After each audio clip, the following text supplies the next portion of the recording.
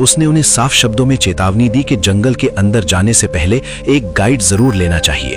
उसने बताया कि वहां रास्ते अक्सर बदल जाते हैं और अंदर जाकर दिशा पहचानना बहुत मुश्किल होता है। लेकिन माया को ये सब जरूरत से ज्यादा डराने वाली बातें लगी। वो हंसते हुए बोली, हम ज्यादा अंदर नहीं जाएंगे, बस थोड़ा देखेंगे और वापस लौट आएंगे। अगली सुबह सूरज निकलने से पहले तीनों ने अपना सामान उठाया और वे उस छोटी नाव में बैठ गईं जो उन्हें नदी के सहारे उस जगह तक ले जाने वाली थी जहां से आगे उन्हें पैदल जंगल के अंदर जाना था। कुछ ही देर में नाव किनारे लगी। एलिना ने पहली बार कॉन्गो के जंगल को इतनी नजदीक से देखा। पेड़ इतने घने थे कि उनके बीच की दूरी समझ में ही नहीं आ रही थी, लेकिन उस पर डर नहीं था, बस एक अजीब सी उत्सुकता थी। तीनों ने एक दूसरे की तरफ देखा और बिना कुछ कहे जंगल की तरफ बढ़ गईं। उन्हें बिल्कुल अंदाजा नहीं था कि जंगल के अंदर उनका अगला कदम उनकी जिंदगी का सबसे बड़ा मोड़ बनने वाला है। तीनों धीरे धीरे पेड़ों के बीच आगे बढ़ने लगीं। शुरू में सब कुछ रोमांचक लग रहा था। हर तरफ अनजान पेड़, अजीब सी आवाजें और हवा में फैली गीली मिट्टी की गंध। एलिना बार बार पीछे मुड़कर रास्ता देखने की कोशिश कर रही थी। उसे लग रहा था कि अगर कुछ भी गलत हुआ तो वे उसी रास्ते से वापस लौट जाएंगी।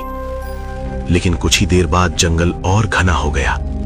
ऊपर पेड़ों की शाखाएं इतनी जुड़ गई थीं कि आसमान लगभग गायब हो चुका था। जमीन हर जगह एक जैसी दिख रही थी, गीली मिट्टी, झाड़ियां और टूटे हुए पत्ते। अब यह समझना मुश्किल हो रहा था कि वे किस दिशा में चल रही हैं। करीब 1 घंटे बाद अचानक सोफिया का पैर फिसल गया और वो कीचड़ में गिर पड़ी। वो उठ तो गई, लेकिन इसी वजह से तीनों कुछ देर के लिए वहीं रुक गईं। जब वे खड़ी होकर आसपास देखने लगी तो एलिना ने एक अजीब बात महसूस की। उसे नदी की आवाज सुनाई देना बंद हो चुकी थी। कुछ देर पहले तक पानी के बहने की हल्की आवाज साफ सुनाई दे रही थी, लेकिन अब चारों तरफ सिर्फ जंगल की आवाजें थीं। एलिना ने तुरंत कहा, रुको, हमें शायद वापस उसी दिशा में जाना चाहिए। तीनों ने पीछे मुड़कर चलना शुरू किया, लेकिन कुछ ही मिनटों बाद उन्हें एहसास हुआ कि रास्ता पहचानना लगभग नामुमकिन हो चुका है।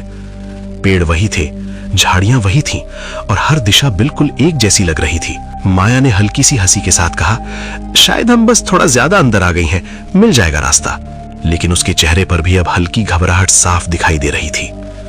जंगल के अंदर समय का अंदाजा लगाना मुश्किल था। पेड़ों की वजह से सूरज दिखाई नहीं दे रहा था। कुछ ही देर में रोशनी तेजी से कम होने लगी। एलिना ने घबराकर कहा, हमें यहीं रुकना पड़ेगा, अंधेरा होने वाला है। दोस्तों, आगे कहानी में क्या हुआ ये जानने के लिए स्टोरी का पूरा